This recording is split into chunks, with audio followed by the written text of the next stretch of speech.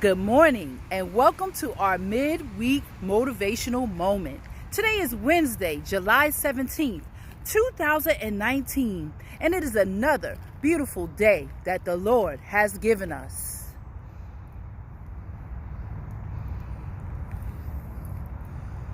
This is the day that the Lord has made. Let us rejoice and be glad in it. God is great all the time, and all the time, God is so very great. So for our midweek motivational moment, today I would like to talk about Jesus, the living water. Jesus, the living water. In the book of John, chapter 4, verses 7 through 15, it talks about Jesus' account with the Samaritan woman. Jesus had an account with the Samaritan woman. The Samaritan woman went to the well at 12 noon to draw water. She went at that time to draw water because nobody was really there at that time, and she had an encounter with Jesus. Jesus said to her, "Woman, give me water to drink." And the woman said, "I don't have any water for you to drink." And Jesus said to her, "If you knew who you were talking to, you would ask for water.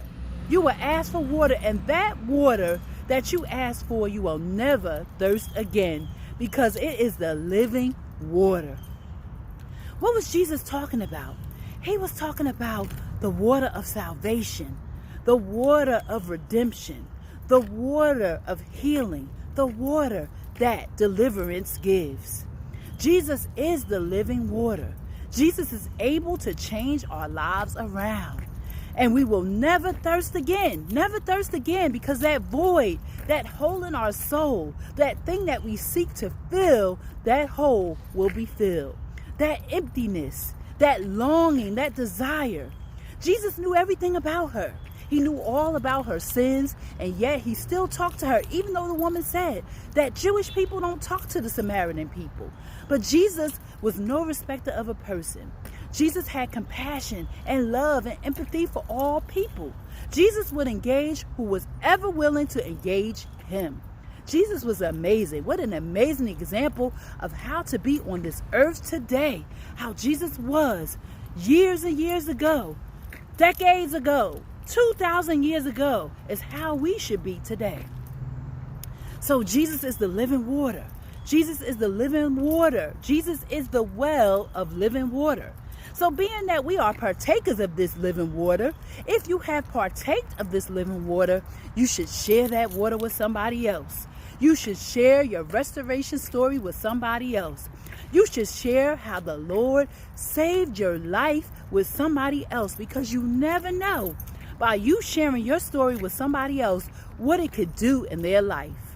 Has there ever been a time in your life when you were thirsty? When you were thirsty and you were looking for a place, you were looking for somewhere where you can get some water to quench that thirst. You know that soda wasn't going to quench that thirst. You know that juice wasn't going to quench that thirst, but you needed water.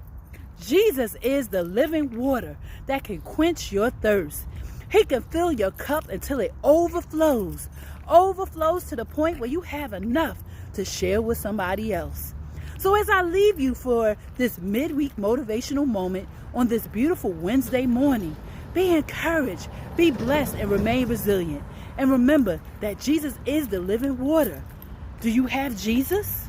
If you don't have Jesus, get Jesus. If you got Jesus, share Jesus. Be blessed and talk to you soon. God bless you.